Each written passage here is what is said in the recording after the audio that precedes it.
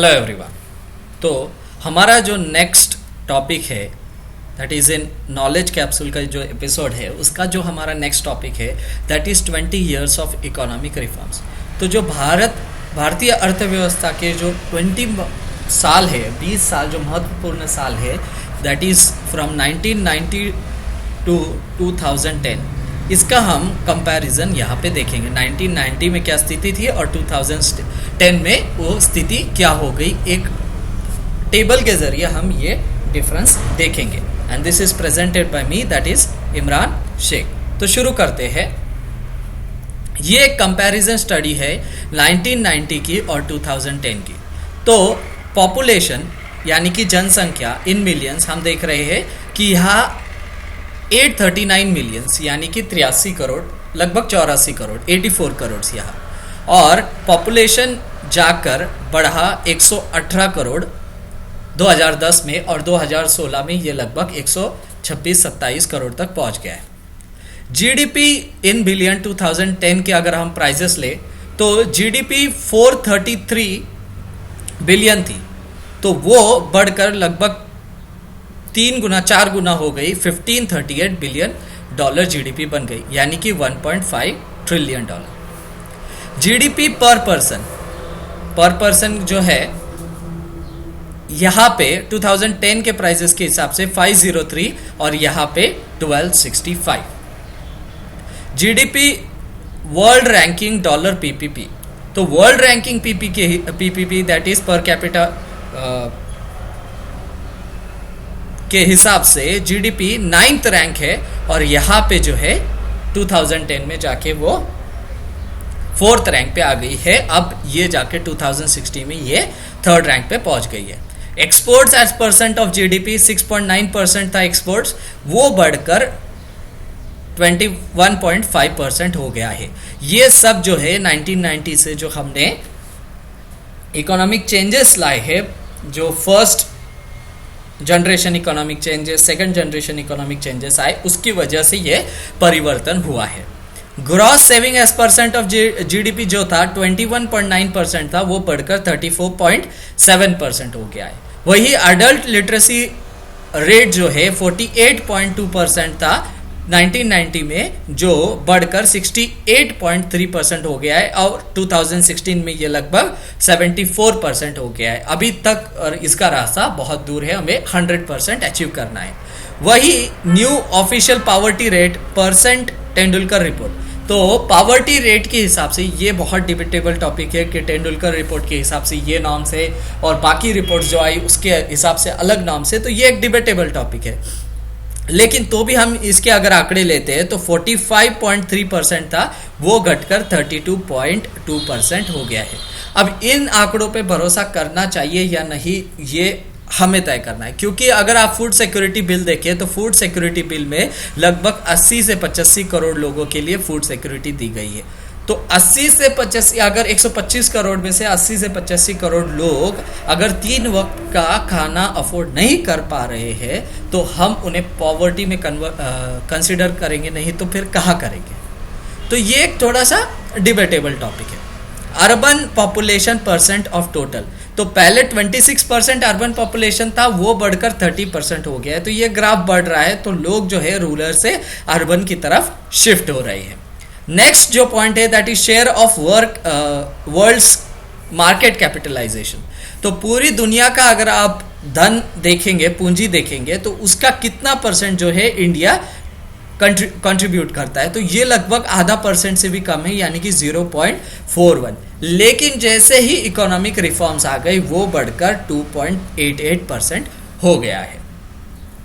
Number of billionaires in the Forbes rich list, तो पहले एक ही बिलियनियर थे फोर्ब्स लिस्ट में 1990 से, उसके बाद जो है 49 बिलियनियर्स बढ़ गए हैं, और ये संख्या बढ़ते जा रही है। तो ये कंपैरेटिव स्टडी देखा हमने 1990 और 2000 में क्या डिफरेंस, इकोनॉमिक रिफॉर्म्स की वजह से क्या डिफरेंस आया।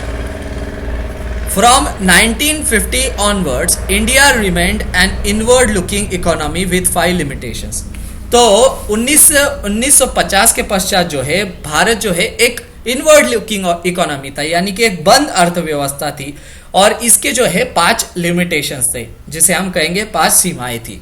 द MRTPC एक्ट, यहाँ पे एक MRTPC एक्ट बनाया गया था जिसका full form monopolies and restriction trade practices growth commission था। तो ये जो है इनहिबिटेड ग्रोथ, इसने विकास को रोका। फेरा जो बनाया गया था, जिसे फॉरेन एक्सचेंज रेगुलेशन एक्ट कहा जाता है, उसने भी जो है फॉरेन कंपटीशन को आने से रोक दिया। इस पे काफी फेरा ने काफी फॉरेन इन्वेस्टमेंट पे रोक लगाई, फॉरेन कंपटीशन पे रोक लगाई। फेरा बाद में MRTPC जो है बाद में जाके CCI बना, और ये 1990 के दरमियान MRTPC को चेंज करके CCI बना दिया गया और फेरा को चेंज करके फेमा बना दिया गया। ये एक ऑब्जेक्टिव क्वेश्चंस बन सकते हैं कि पहले MRTPC को चेंज करके क्या बनाया, फेरा को चेंज करके क्या बनाया, और फिर इनके फुल फॉर्म्स ये आपको सब पढ़ने होंगे। IRDA which focused on regulations rather than development. तो जो IRDA बॉडी थी उसका लक्ष्य विकास ना होकर जो है विनियमन था, यानी कि वो रेगुलेशंस पे ज्यादा फोकस थी, वो गवर्नमेंट ग्रोथ पे, विकास पे ज्यादा उसका फोकस नहीं था। No focus on quality creation, quality creation पे भी, गुणवत्ता निर्माण पे भी इसका कोई ध्यान नहीं था। No trust on private sectors, private sector यानी कि निजी क्षेत्र पे भी सरकार का कोई भरोसा नहीं था। ये मैं आपको जानकारी दे रहा हूँ 1950 से लेके लगभग 1985-90 तक जो है ये सारी चीजें हुई। फिर 90 के बाद चेंजेस आना चालू हो गए, क्योंकि एक मजबूरी की स्थिति थी। क्या मजबूरी थी? इन 1991 India had only 1.5 billion forex left and a balance of payment crisis was booming. हम सब जानते हैं कि तेल का, अगर आपको तेल खरीदना है, तेल तो इंडिया सबसे ज्यादा इंपोर्ट करता है, कच्चा तेल, तो अगर वो खरीदना है तो आपको जो है हार्ड कैश देना होता है, ये आप उधारी में नहीं खरीद सकते। तो अगर 1991 में ऐसी स्थिति आ गई कि आपके पास 1.5 बिलियन फॉरेक्स रह गया, यानी कि फॉरेन एक्सचेंज रिजर्व्स रह गए जो कि डॉलर में रहते हैं, तो ये इससे आप केवल 15 दिन और 15 दिन का जो है कच्चा तेल आयात कर सकते थे। तो मजबूरन जो है भारत को अपने दरवाजे, अपने मार्केट के दरवाजे फॉरेन एक्सचेंज के लिए खोलने पड़े, ताकि जो है फॉरेन इन्वेस्टमेंट इंडिया में आए, डॉलर इंडिया में आए, और ये जो फॉरेक्स है ये ऊपर जाए। और अब इसका जो ये फॉरेक्स क्या है, ये सारे टर्म्स, और अब ये क्या स्थिति में ही ये सारी चीजें, और अमेरिका का फॉरेक्स कितना है, इसका चाइना का कितना है, और चाइना का इतना बड़ा क्यों है, ये सारी चीजें हम और दूसरे वीडियोस में देखेंगे इसके बारे में detail. The first generation economics reforms were launched by team of PM Rao, finance minister doctor Manmohan Singh and commerce minister Pranab Mukherjee.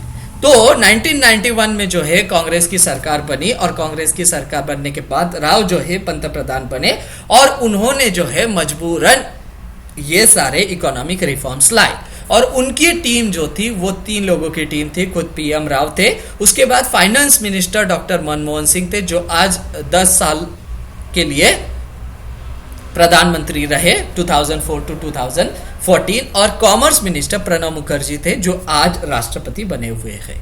तो ये एक छोटा सा स्टडी था इकोनॉमिक्स का, जो 20 साल की जो पीढ़ी थी, हमने कंपैरिजन देखा 20 साल में क्या हुआ। होप आपको ये वीडियो पसंद आया होगा। आपको अगर वीडियो पसंद आया तो आपको नीचे दिए गए रेड बटन पे आपको क्लिक करना है, उस पर सब्सक्राइब करना है। हमारे चैनल का नाम है सिंपल कॉन्सेप्ट्स।